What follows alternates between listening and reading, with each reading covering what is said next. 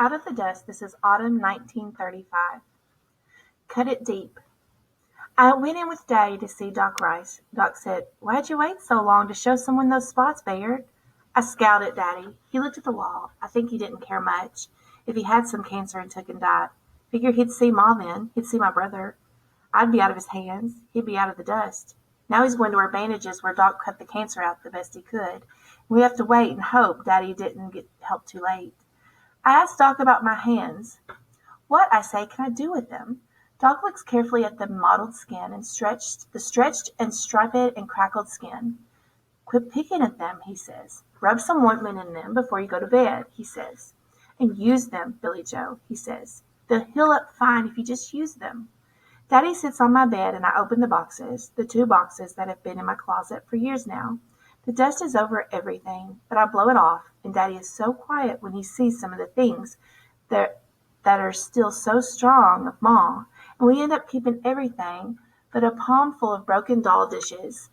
I thought once to go through these boxes with Ma, but Daddy's sitting on the edge of my bed. My mouth feels cottony. I fix dinner and Daddy tells me about when he was a boy. He says, "I wasn't always sure about the wheat, about the land, about life in the panhandle. I dreamed of running off too, though I never did. I didn't have half your sauce, Billy Joe," he says. And it's the first time I ever knew there was so much to the two of us, so much more than our red hair and our long legs and the way we rub our eyes when we're tired. October 1935. The Other Woman. Her name is Louise. She stayed by Daddy the days I was away. The first time I met her, she came to dinner bringing 2 baskets of food. She's a good cook without showing off. She has a way of making my father do things. When Louise came to dinner, Daddy got up and cleaned the kitchen when we were done eating. He tied an apron around his middle, and he looked silly as a cow stuck in a hole, but Louise ignored that, and I took a lesson from her. We walked around the farm, even though she'd probably already seen it while I was gone. She didn't ask to be taken to my favorite places, the loft in the barn, the banks of the Beaver, the fields where you can see Black Mesa on a clear day. She told me she knew Daddy and I had a history before her, and she wished she'd been there for the whole thing, but she wasn't, and there wasn't anything to do but get over it and get on. We both stared in wonder at the pond my Daddy made, and she said, "A hole like that says a lot about a man." I didn't intend to, but I liked her, because she was so plain and so honest, and because she made Daddy laugh, and me too, just like that. And even though I didn't know if there was room for her in me, I could see there was room for her in Daddy. When I asked him if he wanted me to go off to Aunt Ellis after all, Daddy said he had never wanted it. He said I was his own, and he didn't like to think about what Aunt Ellis might do with me. And we laughed, picture me and Aunt Ellis together, and it wasn't a nice laugh. But it was Aunt Ellis, and we were talking about after all. The thing about Louise, I'll just have to watch how things go and hope she doesn't crowd me out of Daddy's life. Not now, when I'm just finding my way back into it. October 1935. Not everywhere. I walk with Daddy up the slope and look out over the Beaver River. Louise is back at the house. She wanted to come, but this is Ma's place, Ma's grave, Franklin's too. And Louise has no business here. She wants to come everywhere with us. Well, I won't let her. Not everywhere. Daddy says she could have come. There's room enough for everyone, Billy Joe. But there's not. She can come into Ma's kitchen. She can hang around the barn. She can sit beside Daddy when he drives the truck. But Ma's bones are in this hill, Ma's and Franklin's, and their bones wouldn't like it if Louise came walking up here between us. October 1935. My life, or what I told Louise after the 10th time she came to dinner. I may look like Daddy, but I have my mother's hands, piano hands, Ma called them, sneaking a look at them any chance she got.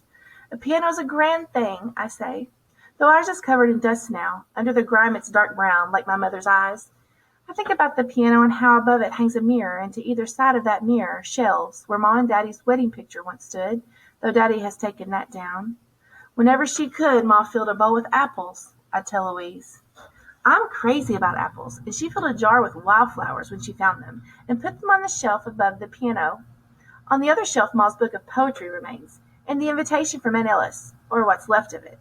Daddy and I tore it into strips to mark the poems we thought Ma liked best. We weren't always happy, I tell Louise. But we were happy enough until the accident. When I rode the train west, I went looking for something. But I didn't see anything wonderful. I didn't see anything better than what I already had. Home.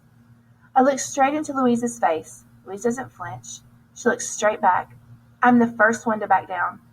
My hands don't look real pretty anymore, but they hardly hurt. They only ache a little sometimes. I could play right now, maybe, if I could get the dust out of the piano, if I wanted to get the dust out of the piano, but I don't. I'm not ready yet.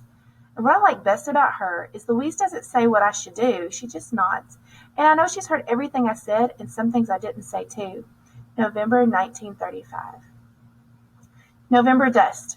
The wheat is growing even though dust blows in sometimes.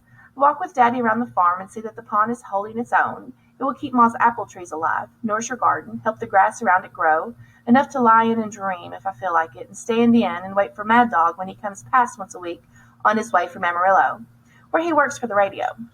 And as long as the dust doesn't crush the winter wheat, we'll have something to show in the spring for all Daddy's hard work.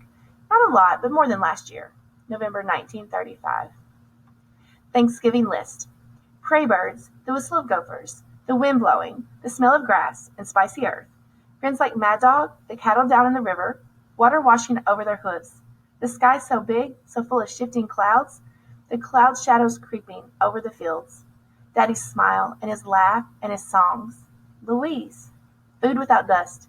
Daddy singing to Ma's piano, newly cleaned and tuned. The days when my hands don't hurt at all. The thank you note from Lucille in Moline, Kansas. The sound of rain. Daddy's hole staying full of water as the windmill turns. The smell of grass. The smell of green, of damp earth. Of hope returning to our farm. The poppies set to bloom on Ma and Franklin's grave. The morning with the whole day waiting, full of promise. The night of quiet, of no expectations, of rest. And the certainty of home, the one I live in, and the one that lives in me. November 1935. Music. I'm getting to know the music again, and it's getting to know me. We sniff each other's armpits, and inside each other's ears, and behind each other's necks. We're both confident and a little sassy.